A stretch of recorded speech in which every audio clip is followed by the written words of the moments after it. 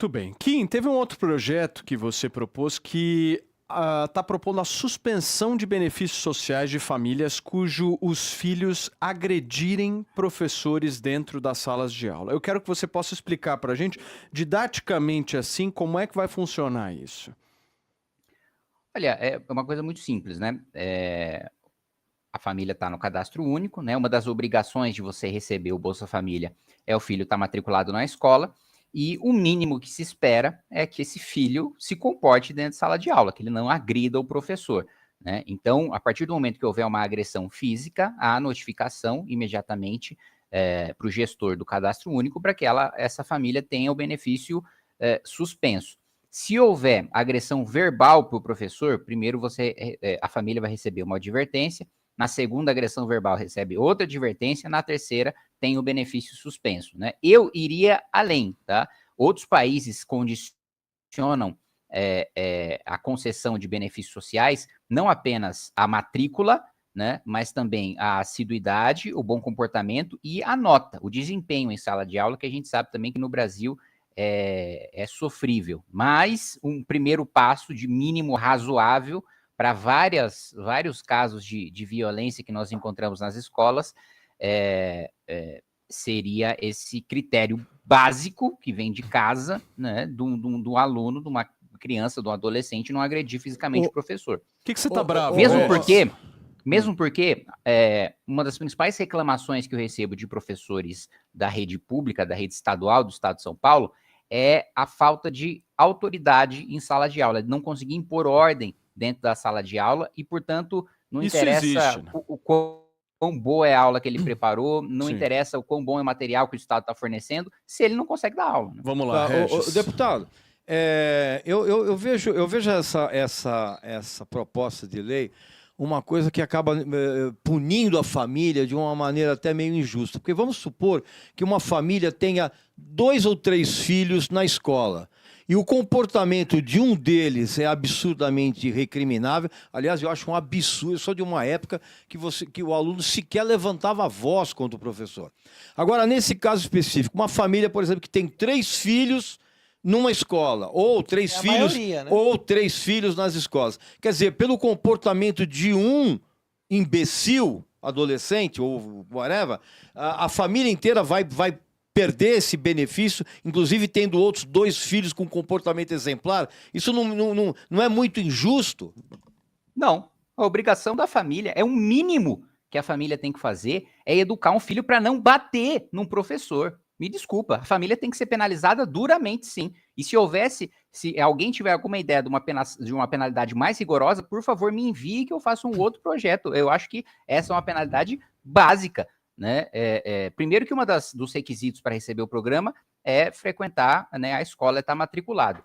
O mínimo do mínimo é que a família dê educação para que o filho não bata no professor. Eu não estou nem falando da educação, que eu também considero mínima, básica, do aluno prestar atenção na aula, do aluno não ficar conversa paralela na sala de aula, do aluno ter boas notas, que para mim também seria o básico. Eu estou falando de você educar um filho para não bater numa pessoa. Desculpa, uma família que não tem esse nível de educação em casa para que o filho não bata numa pessoa, não pode receber dinheiro público. Fala, deputado, a gente sabe que as pessoas que utilizam do Bolsa Família são famílias com vulnerabilidade social altíssima, que muitas das vezes precisam de acessos muito mais importantes, como, por exemplo, melhorar a própria educação das escolas, melhorar a saúde, acesso à creche. Às vezes é uma mãe solteira que tem vários filhos e que mal consegue trabalhar porque não tem uma creche ou um serviço de saúde adequado na sua região.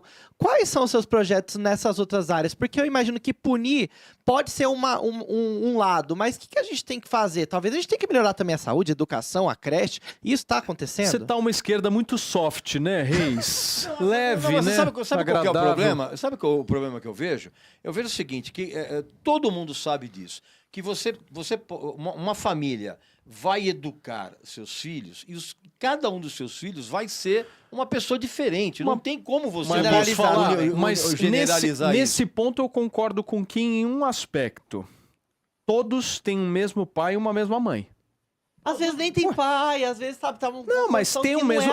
Vamos lá, vamos corrigir. Tem um mesmo responsável. Sim, Se não for pai, se não for mãe, tem alguém que vai responder pelos três. Essa pessoa tá, às vezes, numa Tá correria certo? tão grande, uma vulnerabilidade tão pesada. Eu sei, que mas. ela não tá conseguindo, às vezes, mas nem se resolver não isso. implementar de alguma forma. Você tem 2 filhos sensacionais, maravilhosos, isso aqui. Aí você tem uma ovelha leia, uma ovelha negra lá, uma coisa. A família inteira vai ser Você prejudicada. não era a ovelha negra da sua família. Claro que não, muito pelo contrário. Um cara, Muito era bem. um cara muito bom. Deixa eu só passar pro Kim. Kim, vou te pedir para você ser um pouco mais breve, porque tem várias outras perguntas chegando aí. Diga.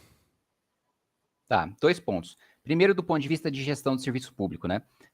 Eu não sou responsável porque eu não estou no Poder Executivo, eu estou no Legislativo. O que eu posso fazer no Legislativo é a lei de responsabilidade gerencial, que penaliza o gestor público pelo mau desempenho em saúde, educação, saneamento básico. Se ele recebe, né, determinado indicador, por exemplo, de mortalidade infantil, que é um dos principais de saúde, ou de alfabetização, ou notas no SAEB, por exemplo, na educação, ele deve ser penalizado caso ele, na minha avaliação, e o projeto que eu apresentei é nesse sentido, de ficar inelegível durante 8 anos, como se ele tivesse sido cassado por corrupção, da mesma maneira a incompetência. Aliás, teve o afrouxamento da lei de improbidade administrativa no governo Bolsonaro, que eu votei contra, que acabou com a figura da culpa grave, né? Então, se não tem dano ao erário, ou se não tem dolo ao mesmo tempo que dano ao erário, ou enriquecimento ilícito, hoje a incompetência, inclusive aquela que nós chamamos no direito, que nenhum homem médio cometeria esse erro, não é mais punida. E eu defendi que fosse punida assim do ponto de vista do gestor público. A outra questão que eu queria colocar, olha, eu tenho um exemplo na família, tá? Em situação de vulnerabilidade, com muitos filhos de mãe solteira, que foi o caso da minha avó. Minha avó teve ali seus 10, 11 filhos. Meu avô morreu muito cedo, num latrocínio, ele era caminhoneiro. Meu pai tinha seus 10, 12 anos de idade. E minha avó criou sozinha 10, 11 filhos, né? Com a maior parte dos filhos. Meu pai, um dos mais velhos, com 12 anos de idade, ajudando a criar todos os outros, sem receber Bolsa Família, e nenhum deles nunca chegou perto de erguer a voz para um professor.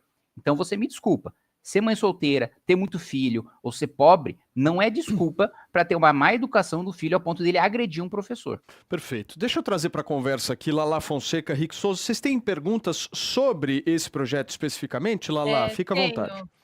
Eu tenho uma questão, porque assim, talvez esteja sendo desconsiderado os transtornos no neurodesenvolvimento. Né? A gente tem o transtorno de oposição desafiante, a gente tem o transtorno de conduta. Não seria mais eficiente a gente ter um conselho tutelar que envolva também tratamento psicológico obrigatório, tanto para as crianças quanto para os responsáveis legais, para conseguir fazer esse ajuste comportamental e até talvez uma polícia especial para agressividade infantil? Né, seria uma forma da gente não apenas, né, lidar com uma punição financeira, mas de sim trazer um respaldo para várias questões que acontecem efetivamente em transtornos mentais em crianças e convívio com agressividade. Eu concordo, mas primeiro, eu acho que esse caso é excepcional, nos casos em que há agressão, né, por algum problema psicológico, essa não é a regra, né? A regra é, de fato, falta de educação em casa, nesses casos de agressão. Agora, para concessão de programas sociais, inclusive um modelo de renda básica no qual foi baseado o Bolsa Família, implica, inclusive, na obrigatoriedade da família periodicamente se consultar com o médico da família, de ter um acompanhamento pelo Centro de Referência de Assistência Social. Infelizmente, esse modelo de contrapartida para que a família tenha, por exemplo, se tem um idoso em casa, ele ser encaminhado para o centro-dia, se tem um problema de alcoolismo, ser encaminhado para o CAPS. Esse sistema de contrapartida para que o programa social se transforme num instrumento de transformação da realidade daquela família, infelizmente, não foi colocado no desenho do sistema de renda básica do Brasil, e eu defendo que seja feito. Muito bem. Rick,